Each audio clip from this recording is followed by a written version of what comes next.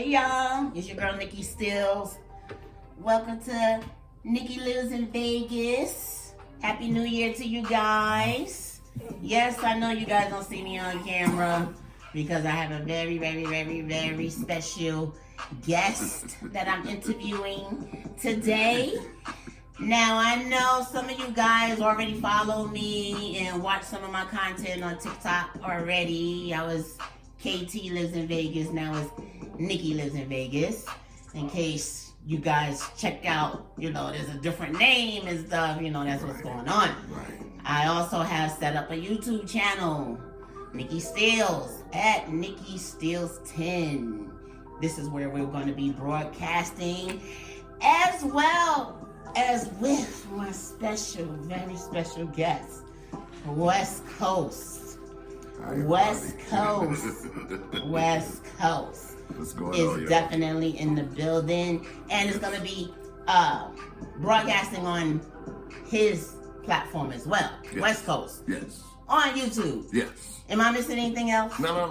You covered it all. Okay. You covered it all. And for my TikTok people, just so you guys know, TikTok puts limitations on interviews and things like that. So you will only see the first 10 minutes of this interview. Sorry. But that means that you guys got to head over to YouTube and check us out on there so you can see this interview in its entirety. So without further ado, it is my honor and my pleasure and about goddamn time. Okay, and we're gonna get into that. We're gonna get into that. But about goddamn time that somebody interviewed him. This Vegas legend, this icon, this person that's put so many people on in the Las Vegas community. Okay, and he has not gotten his flowers. So I'm gonna make sure that he does, because 2025 is insane. Okay, I ain't even saying too much more. They don't really need to know what all the deets are, because we don't move like that anyway. You just gonna have to wait and see. But without further ado, please welcome West Coast. Thank you. Excuse me. Thank you. Hey, how y'all doing? Smoking on some of that good and everything. How y'all doing, everybody? Happy New Year to each and every one of you that's watching. You know what I mean? I appreciate what Nicki is doing and everything. I thank her. You know what I'm saying? She seen something in me that probably ain't nobody else seen in me. So, I'm honored to do this interview. So thank you. Look, the pleasure is all mine, because my whole thing is this. I just can't understand it. Do you know what I mean? I don't want to sit here and think, I try to think positive about some shit without getting to it's because of this and that. And I don't want to think it's any kind of hidden agenda, hateration, all kind of thing.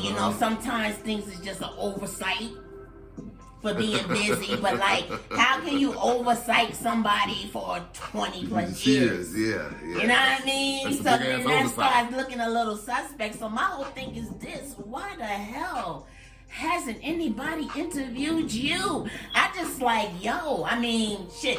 I've been in Vegas 10 years. For those who don't know, I'm from the South Bronx. That's where I'm from. Right. Born and raised in New York. Right. Been out here 10 years. Right. You know what I mean? And so my whole thing is this: if you are a true fan, if you have that much respect and you have that much admiration and you're giving him that much kudos and all of that, why hasn't anybody been like, yo, let's bring West Coast on the show, talk to him, find out what's going on? So what's going on? Tell me, what are your thoughts about that? Please do. From what I've heard is people say I'm too honest, I'm too raw. I'm too So uncut. people don't respect the real? Is that what goes on out here in Vegas? I don't know. Maybe out here in Vegas, you know what I mean, and stuff like that. I don't know. I'm from the D. You know, born and raised in Detroit, 313. It's tatted on my body. You know what I'm saying? You can't miss me. You know what I mean? I've been out here since 2000. When I got here, I started hitting these streets and everything like that. But I've been showing a lot of love to a lot of local artists out here, and artists worldwide, you know what I mean? And it seems like that you don't get that back. You know what I mean? It seems like everybody is just out to get theirs. You know what I'm saying? So, you know, and I've asked people, why come I can't be on your show? Why you don't interview me and this, that, and the other? I've been told some people don't even like me. And you know what I mean? Reason being? Fuck you. Yeah. But I mean, like, you know. I don't know. I don't know. You always I'm not an ass kisser. You know, Vegas is cliquish. You know, if you're not running with certain motherfuckers and this, that, and the other, they won't really congratulate you. They won't really shout you out and this, that, and the other. And I've been playing Vegas artists ever since I got on the radio on KLAV 1230 AM. Wow. And that was back in 03, 04. Okay. You know what I'm saying? Shout out to the engineer, my big sis, you know, Debbie Hall. She was my first engineer at an AM station. The reason why I went to an AM station was because it was worldwide on the internet, and that's when the internet started popping off.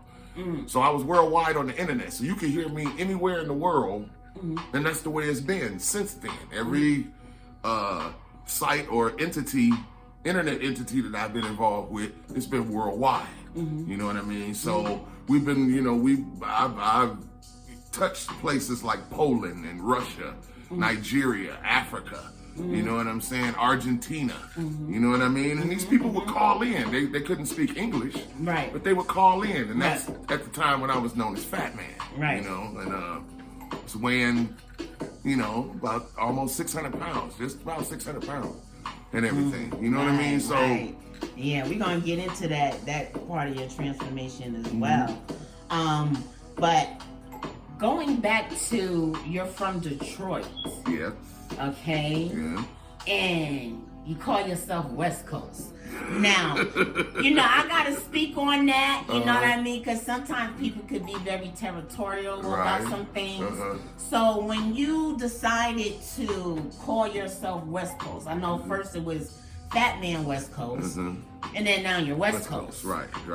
When you decided to do that, did you ever think that you would get any kind of pushback from, like, you're like, who does Detroit nigga coming out here calling himself West Coast and he from the North and he from Detroit?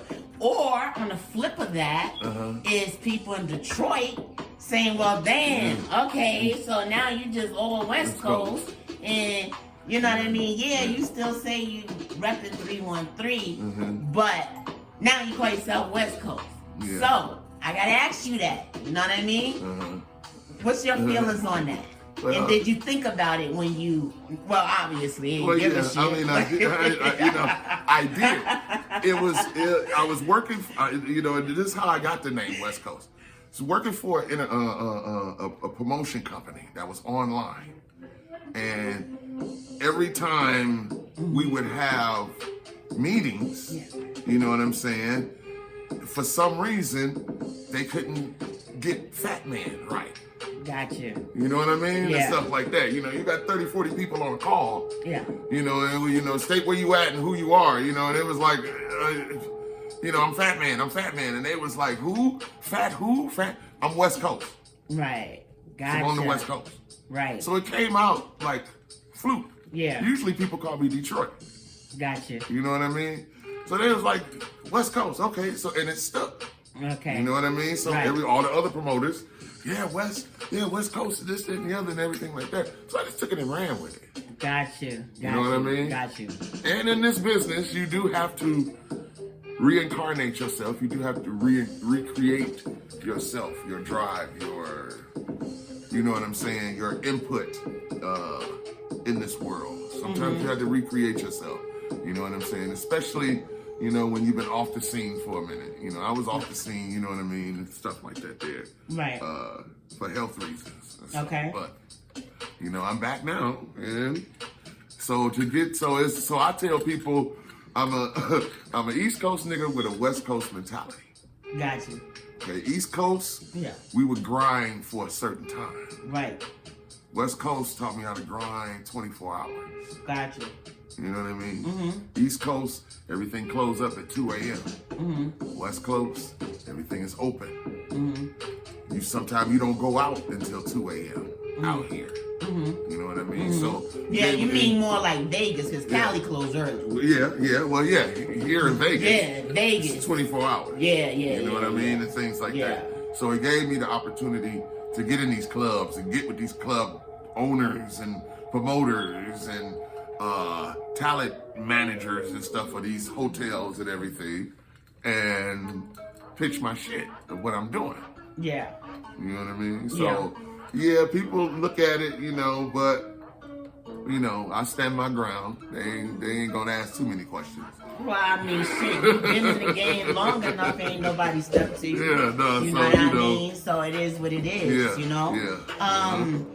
The other thing that I wanted to ask you, talking about, you know, being in the game and then taking the time off that you needed for your health reasons and things like that, coming back into it, older, you know what I mean? And I gotta speak on it because it bothers me that this is the only genre of music that I could think of that sometimes, well, a lot of times, there can be age discrimination in the music business when it's relating to hip hop. Now, I will say because of the 50 years of hip hop, a lot of our greats have come back out. Now, we have some that's still been doing their thing. Right.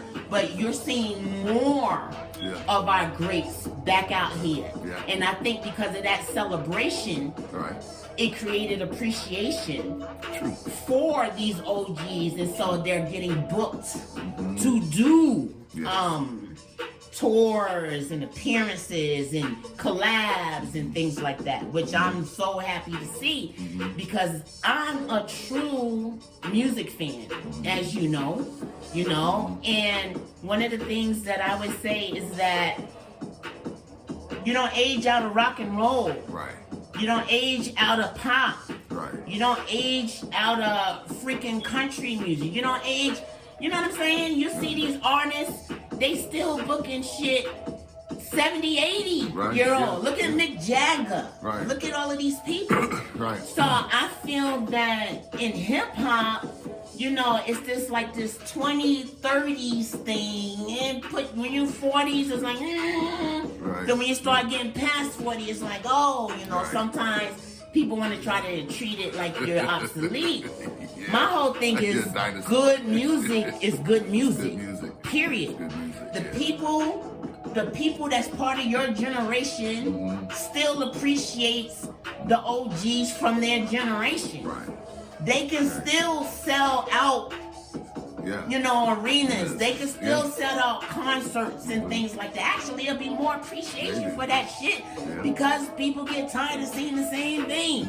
And they'll be like, damn, okay, you know, I want to go back to old school. Yeah, that's true. When we party, when you had a good time and stuff, we danced our asses off back in, back in the day. Now everybody be acting too cool for school. Right. It depends on the genre. Right. You know what I mean?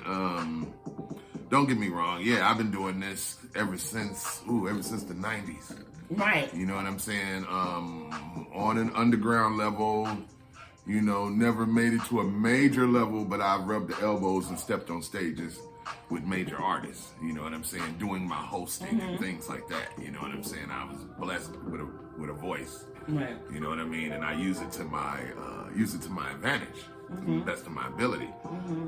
You know, but I've been discriminated with my weight more than I have my age. Okay. You know, a lot of promoters won't tell artists, you know what I'm saying, who are big in size and things like that, that you need a certain type of insurance policy just to go on that tour or to be an opening act. You can make it happen. You just have to pay for it yourself. This is things that was never told to me. So, which that was a setback, you know what I mean? And things like that there. Because they made it seem like, well, we can't afford it. You know, you need $1 million policy.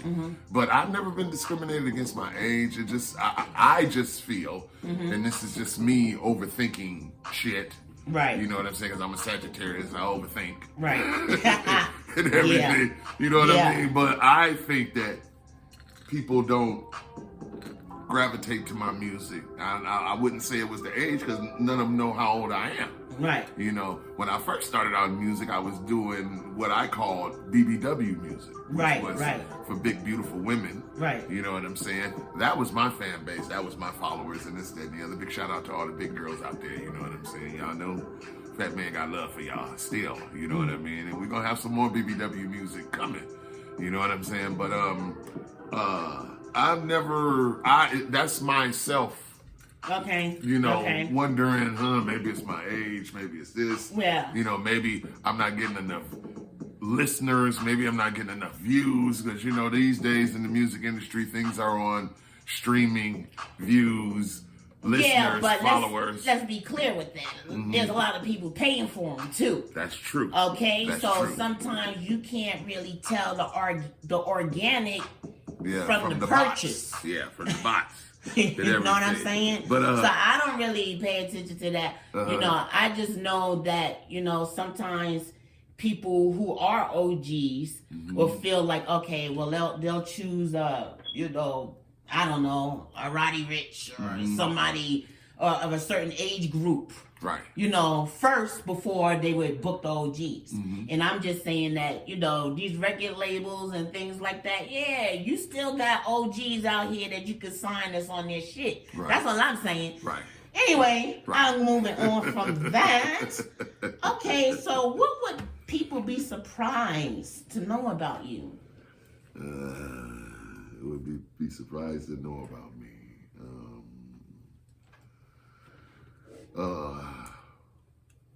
Right now I'm writing a book. I'm an author. Okay. I was a single dad. Okay. You know, raising my daughter, Vicky P. I like cookies and milk in the bed at night before I go to bed. Yeah, you know what I mean? I'm a big ass kid at all. Right. You know what I'm saying? So yeah, that'd probably be the one thing that they wouldn't know about me. Yeah, right. Yeah, because you're a mystery. I like that though, in a sense, you know, because you know a lot of people be putting their business out on the street, and it's like, yo, you gotta keep some shit to yourself. You know, everybody don't need to know how you move, when you move, who you moving with. You know what I mean? And I think too many people kind of get into that. They get so caught up in creating content on social media that they start putting a lot of their personal life on it, but then have an issue when people talking shit about it. So don't do it. Okay? Let's not do it. Keep it private. You know, keep it private. So who were and are your influences in music? I mean, what put that spark in you to say, yo, I got to be doing it. This is what I want to do. Heavy D. Heavy D, okay. Tell us about it. Heavy D. When he came out with Mr. Big Stuff, the sample that he used and this, that, and the other, you know, my mom used to play that around the house. And to come out and to be the size that he was, which was my size, you know, big fella in the hood and this, that, and the other, just showed me, okay, maybe I'm putting limitations on myself because of my size. So it made me get into groups. I was into breakdancing and everything that came out of New York, we got in Detroit. Got you. You know what I mean? So I was into that. I was into the culture. I was into the clothing. I was into the language. I was into the swag. I was into all of it. You know what I mean? But Heavy D is the one And when I got a chance to meet him, and he was seeing what I was doing on stage before him coming on the stage, you know, he was like, "Yo, you know, keep doing that shit. You know, keep doing that shit." I know that must have felt yeah, like, so oh that, man, yeah. Yeah, that made me just even go harder. Right. You know, and don't get me wrong, in being in this game, I've been fortunate enough to meet certain people. Right. You know, I've been fortunate enough to, you know, people wonder why I say, you know, Miss Nicki or Mr. Such and Such or Mr. Davis or this, that, and the other. It's because when I met James Brown back in the day and I was small, he was like, "You don't never call a man by his first name. You always give a man his respect." Oh, so you met James Brown. At an early wow. age, yeah, okay. At an early age and everything. And I think I was with my dad at a barbershop or something like that. Yeah. My dad was a street nigga. My dad was out, you know, in the streets. Okay, I mean, is that something you want to talk about, or is it, too personal for you? You know, my dad was a street nigga. His name was Godfather. I didn't even know my dad had a nickname. Oh, okay. You know what I mean? Because my dad was dad when he came through the door. I didn't know what he did when he went out the door, not until I got older. Okay. And he figured that I could understand it and everything. But I used to tell my people, you know, my dad was from Union Springs, Alabama, third grade education. He dropped out of school in the third grade to help his mama and things, and his dad take care of the house. Started picking cotton and everything. You know, he used to tell me how he would run away. You know, and Dad, where did you go? I was out in the woods. You was out in the woods? Damn, okay. Out in the woods wow. and shit. You know, what was you eating? Oh, I was eating, you know, Persimmons wild shit. This and the other. And how long you be gone? I be gone for 5 days. I be like, you full of shit. You wasn't out in the woods for no fucking 5 days. And you 4 years old. Get the hell out of here. You know what I mean? But the one thing that let me know that my dad was a street motherfucker is, you know, he had a third grade education, so he could read only a little bit. He couldn't write. And this and the other. So when he got to Michigan, got to Detroit, he started reading Iceberg Slim. Oh, wow. Donald Goings and things like that. Yeah, so they was teaching him how to be a pimp. Right. You know what I mean? And we seeing these books. Well, I'm seeing these books around the house. You know what I'm saying? 'Cause I was the baby of the family. You know, I was a love child and shit. You know what I mean? So seeing these books and this, that, and the other, and I'm thumbing through them and everything like that. And okay, you know, yeah, you got to tell these bitches, you know, where the fuck to get over. The fuck is he reading? This shit, you know. Wow. And getting older, found out that was Iceberg Slim. Wow. I was like, what?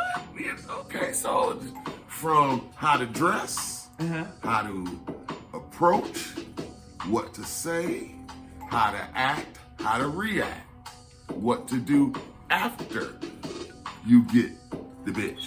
Right. Basically, that's what it was in the book. Right. What to do. It was a fucking guidebook. So that's the first, those are the first books he started learning how to read. Exactly. Wow. So he started getting into all of them because they was volumes. So he had no idea what was in these books? No. So did he take that to be like, this is, you know, this is how the way the world is supposed to be? Yeah, he had Since his, he didn't know? He had his own, he had his own idea of things. Gotcha. And being a black man. Okay, back okay. then, you know what I'm saying, and stuff like that. Yeah. But, you know, it was just that some of the mentality was fucked up. You know what I mean? Yeah. Because he figured he could have his cake and eat it too. Gotcha. You know what I mean? Gotcha. So that's what started inspiring me to write. Gotcha. You know what I mean? And stuff like that there. Because at that point in time, in those days in Detroit, you were a child to be seen and not heard. Okay? Right. So it wasn't like you could speak up.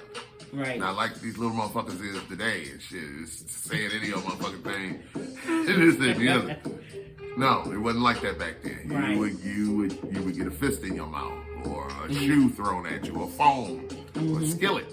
You know what I mean? So, you know, so yeah, it was, you know, I'm not one of those artists that's, oh, you know, I had it rough, and no, I didn't. I didn't have it rough. You know what I'm saying? We was middle class family. Grew up in middle class over in Rosedale Park. Okay? Gotcha. Second Okay. black family moving into that neighborhood. Parents